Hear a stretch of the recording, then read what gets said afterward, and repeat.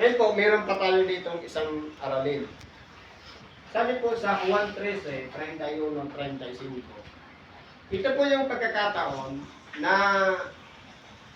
mula nung ipaghanda ng ating dakilang Panginoon, ang hapunan at ganun din ang paghuhugas niya ng mga paa ng mga alagad. Kumbaga, matapos na maghugas ng paa, matapos na sila makapaghapunan, ito na po yung nangyari. Ang sabi po ay ganito.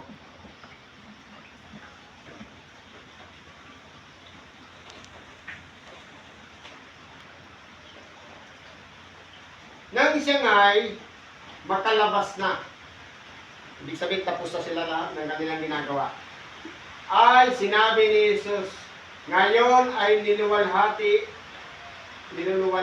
ang anak ng tao, at ang Diyos ay niluluwalhati sa kanya. Kaya kung detail po natin, paano natin maikukunik yung pagluluwalhati sa anak ng tao at pagluluwalhati naman sa Diyos?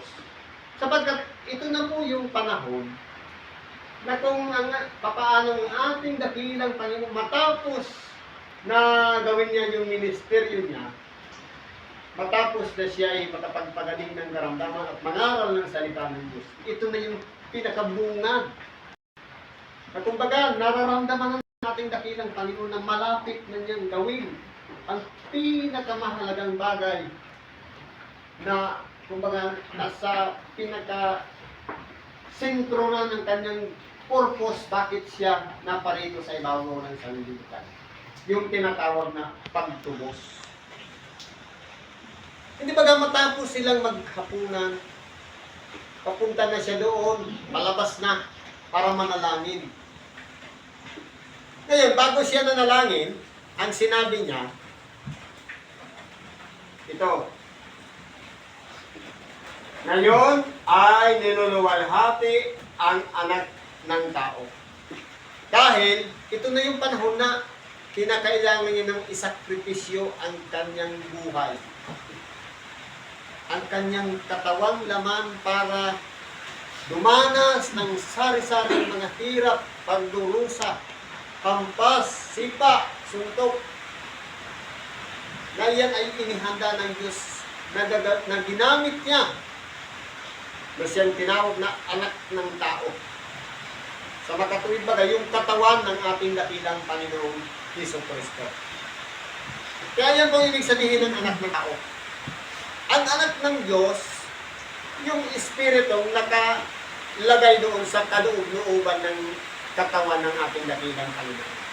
Yung anak ng tao, yun yung katawan niya. Kaya kung titingnan po natin, may mga bahagi na ginagamit yung word na anak ng tao. Halimbawa, sa atin, sino ba yung anak ng tao? Yung anak ng tao, yung iniluwal ng magulang natin. Na ipinaglihi, siyang nagwang, nagdala-dala sa sinapupunan, at ipinanganak. Yan po yung katawan na yan yung anak ng tao. Ano ba sabi dito? At luluwalhatiin siya ng Diyos sa kanyang sarili, at pagdakay luluwalhatiin niya siya. Kaya kung magbibigay sila ng pagluluwalhati sa bawat isa.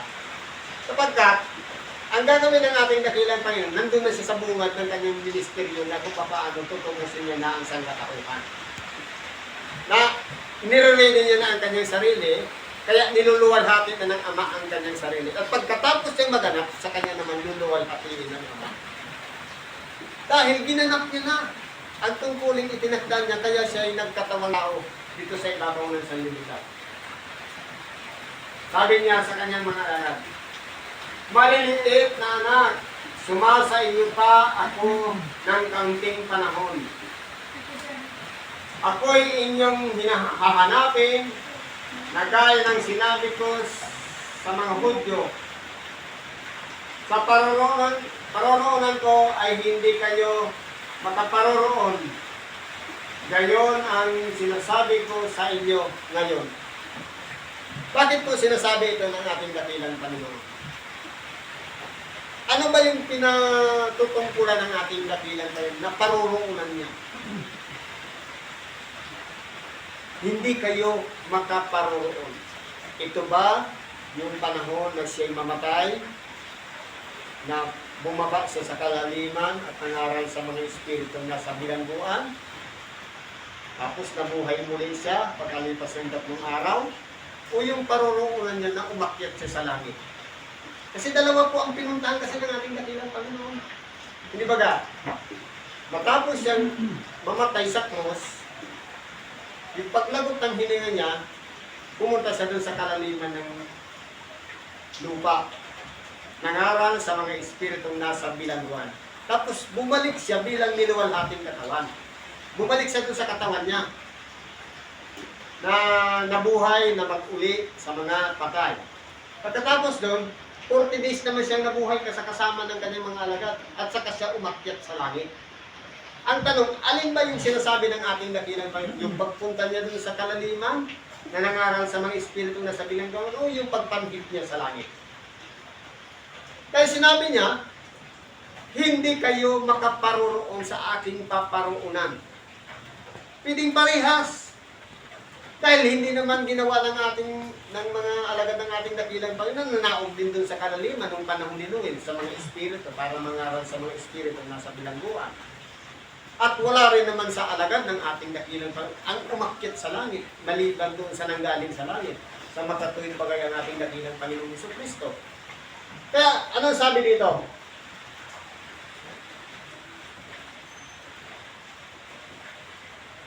Isang bagong utos ang sa inyo'y ibinibigay ko, na kayo'y mangag-ibigan sa isa't isa. Na kung paanong iniibig ko kayo, ay mangag-ibigan naman kayo sa isa't isa. Ito po yung ibinigay ng ating dakilang para hindi na mag-focus yung kanyang mga alagad doon sa paparoonan niya, para hindi na magka-problema. Naghabili na lang siya na kinakailangan mayroon siyang iiwan sa kanila parang utos o habilin na dapat niyang susundan, na walang iba yung mga ibigan sa isa't isa. Ano po ba yung pag-ibig? Tama ba yung nagyayakapan? Sa salita ng I love you? O yung mga turingan sa isa't isa ng kakulangan ng isa kung meron yung isa, magdadamayan? Alin po yung the best doon? Ang the best doon, yung pagdadamayan. Dahil, sa pamamagitan ng ating ginagawa, ipinapakita na natin ang ating pag-ibig sa kapwa. At yan po ay ipinagkakaloob din sa atin sa panahon ngayon. Na tayo-tayong magkakapatid ay dapat mangag-ibigan din sa isa't isa. Mangagturing tunay na magkakapatid. Walang umuungos dyan, walang lumalamang dyan dahil pantay-pantay lang tayong pinatawad ng Diyos. Lahat tayo ay nagmula sa kawalan at naging isang magkasalanan. At tayo'y tinawag lamang at hinirang upang mangaral ng salita ng Diyos. Kumbaga, wala sa ating higit, pantay lang tayo sa paningin ng Diyos. Ngayon, anong ibig sabihin nito? Dahil tayo'y pantay-pantay, dapat ang pagtuturingan ng isa't isa, pare-parehas nakalabel na ipinapakita yung tinatawag na pag-ibig sa isa't isa. Ngayon, itong bumabalik na tayo doon sa sinasabi ko kanina. Ibigin mo ang iyong kapwa katulad ng iyong sarili. Kung halimbawa, balik rin natin, tayo yung makain ng 3 ulit sa isang araw, tapos yung kapatid natin hindi kumakain. Bahagi na natin siya para makumpleto din yung kung paano siya kumakain, katulad din natin. Halimbawa, dahil sa kanyang mga problema, dinaranas, na hindi na makapag-isip ng kung ano-ano ang dapat na isipin, nalilihis na ng landas, dapat ipaunawa natin sa kanya na nalilihis na siya ng landas. Bilang magkakapatid, dapat po nagtuturingan tayo na parang isa lang. Ayaw natin mapahamak sila at ayaw din natin mapahamak tayo. Gusto natin, sama-sama tayo doon sa buhay na walang hanggan. Walang iwanan. Kaya po kung titingnan natin, yung 12 alagad na pinangaralan ng ating dakilang Panginoon. Pero ang nakatunayan nito, kasi lumabas to si Judas, 11 na lang sila. Mangag-ibigan kayo sa isa't isa. Kaya kung titingnan natin, dito sa kalagayan ng ating dakilang Panginoon, iniwan kasi siya ng kanyang mga alagad pagkatapos. Sabi niya, sa pagpala, sa paroroonan ko, hindi kayo makaparoroon. Yung daranasin niyang paghihirap, wala pong lumapit sa ating dakilang Panginoon. Itinakwil po siya ng kanyang mga alagad. Isa pa yun. Bali, 3 pala. Ngayon, kung titingnan po natin dito, sinabi sa kanya ni Simon Pedro, Panginoon, saan ka paroroon? Sumagot si Jesus, sa paroroonan ko ay hindi ka makasusunod sa akin ngayon, ngunit pagkatapos ay makasusunod ka. Bakit po? Siyempre ang ating dakilang Panginoon, iba sa kanila. Dahil sumasa kanya ang Espiritu ng Diyos. Malakas ang loob niya, kaya niyang gawin ang nais ng kanyang Ama na gawin niya. Pero yung kanyang mga alagad, hindi pa bumababa ang Espiritu Santo. Kaya mahihina ang loob. Kung titingnan natin, nung hulihin ang ating dakilang Panginoon, hindi ba ipinagtanggol pa ni Simon Pedro? Kumuha siya ng itak, tinagpas niya yung isang kawal. Natigtas yung isang tainga. Anong ginawa ng ating dakilang Panginoon? Isalong mo yung tabak, Pedro. Anong ginawa niya yung isang natigtas? Ikinabit pa ng ating dakilang Panginoon. Pinagaling niya pa yung natanggalan ng tainga. Ngayon, dito po sa bagay na ito yung halimbawa na binibigay ng ating dakilang Panginoon. Sa oras ng kagipitan, na alam na ng ating dakilang Panginoon na ikapapahamak ng kanyang mga alagad. Kumbaga, inilalayo niya yung kanyang mga alagad na huwag nang makasunod sa kanya. Dahil, ang reaksyon kasi ng isang tao na wala pa sa ilalim ng kapangyarihan ng Espiritu Santo, kapahamakan po kasi yun. Pero kung may guide na tayo ng Espiritu Santo, halimbawa sa panahon ngayon, kapag tayo'y nag-isip ng isang bagay, may magka-counter din na Espiritu Santo magtuturo sa atin, huwag mong gawin yan. Kapapahamak mo yan. Hindi ba sa atin ngayon, mayroon ng ganon? Pero naman kasi ni Simon Pedro, wala pa noon ng Espiritu Santo, hindi pa bumababa para sa kanila. Kaya nangyayari po, kahit si Simon Pedro nagsasabi na kahit saan ka pamuroon, paruroon din kami. Magaling na kasi si Simon Pedro magsalita, pero hindi naman po niya nagagawa dahil wala pong tagatulong sa kanila. Pero pagkatapos na ang ating dakilang maganap niya ang lahat ng bagay na isinulat ng mga propeta para sa kanya na dapat niyang ganapin at tuparin, pag bumaba ng Espiritu Santo, saka na rin magagawa ng mga alagad ng ating dakilang Panginoon. Bakit po? Kasi yung ating dakilang Panginoon, ikinamatay niya sakripisyo, paghihirap, para danasin niya dugo ang lahat lumabas sa kanyang katawan. Yun po yung pinakasakripisyo. Noong ang ating dakilang Panginoon umakyat na sa langit, nabuhay ng mag-isa ang mga apostol. Ang mga alagad ng ating dakilang Panginoon. Ganon din ang kahirapan na kanilang dinanas. Merong binalatan ang katawan. May ibinitin sa punong kahoy na patiwari. Merong ipinako sa krus na nakaikis. At mayroong pang suhi na krus. At mayroong pang sinunog at pinakuluan. At kung ano-ano pang dinanas ng mga alagad ng ating dakilang Panginoon. Kaya sa paruroonan niya, hindi kayo makaparuroon. Ibig sabihin, yung sakripisyong daranasin niya, ay hindi nila pwedeng gawin ngayon. Pero pagkatapos, magagawa nila dahil tunay nga nangyari sa mga alagad ng ating dakilang Panginoon. na naging sakripisyo din ang kanilang buhay, alang-alang sa pangangaral ng salita ng Diyos. Na kung titingnan po natin, pare-parehas po sila ng naging ending ng kanilang buhay. Idinusay nila ang kanilang mga sarili, alang-alang sa tinatawag na salita ng Diyos. Ganun po ang ating dakilang Panginoon, magmahal sa mga tao. Ang gusto niya, ayaw, wala may isa man ang mapahamak. Sinundan naman yun ng kanyang mga alagad. Na ayaw nila na ang tao hindi makasumpong ng salita ng Diyos. Dahil sinabi sa kanila ng ating dakilang Panginoon, humayo kayo at ipangaral ninyo ang mabuting balita sa lahat ng mga tao, sa buong sanlibutan. Kaya kung titingnan po natin, merong choice doon, ang sumampalataya at babautismuhan ay maliligtas. Kaya may reaction talaga sa tao, ang pagtanggap o hindi pagtanggap. Siyempre, kung tatanggap ka, isusuko mo yung sarili, magpapag-bautismo ka.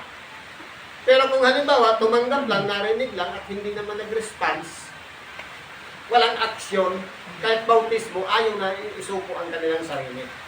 Kaya kung titingnan po natin dito sa bagay na ito na nangyari sa ating dakilang Panginoon, ito ang naging karanasan niya. Sabi niya, sa ganito'y nangakakilala ng lahat ng mga tao na kayo ay ating mga alagad kung kayo'y may pag-ibig sa isa't isa. Kaya po dito, halimbawa, sa pagkakapatiran nila. Kapag ang turiyan natin dito, magkakapatid, pantay-pantay ang tinginan sa isa't isa, pwede tayong tawagin mga alagad ng ating dakilang Panginoon. Dahil lang sa pakikitungo sa kapwa sa isa't isa na nagtuturingan magkakapatid. Yun po yung kakakakilanlan ng mga alagad ng ating dakilang Panginoon. Pero sabi naman ni Apostol Pablo, tatapat kung kayo'y nangangkakagatan ay mga lumipol kayo. Kaya po, sa isang iglesia, normal lang na yung leader, yung tinatawag ng matanggap na iglesia. At kasabot tayo sa namumuno sa atin. Ganapin natin, kung anong tungkulin natin, pakitungo tayo ng kabutihan sa namumuno sa atin, at sa ating kapwa, magtuloyan naman tayo bilang tunay na magkakapatid. Ito po yung pagkakilanlan ang mga tunay na mga lingkod ng ating kabilang Panginoon. Hindi ibig sabihin, lingkod ako, pero suwain naman pala at matigas ang ulo at walang magpapahalaga sa kapwa. Kundi, ang taong nasa labas, ang titingin sa atin at magsasabi, tunay na sila ay mga lingkod ng Diyos sapagkat sila ay nagtuturingan bilang magkakapatid. Ibig sabihin, walang kamalakihan dito, huwag yabangan. At sabi natin, lingkod ako, kung mabuti akong lingkod, hindi ano ang nakikita ng ating kapwa, depende sa ating mga ginagawa.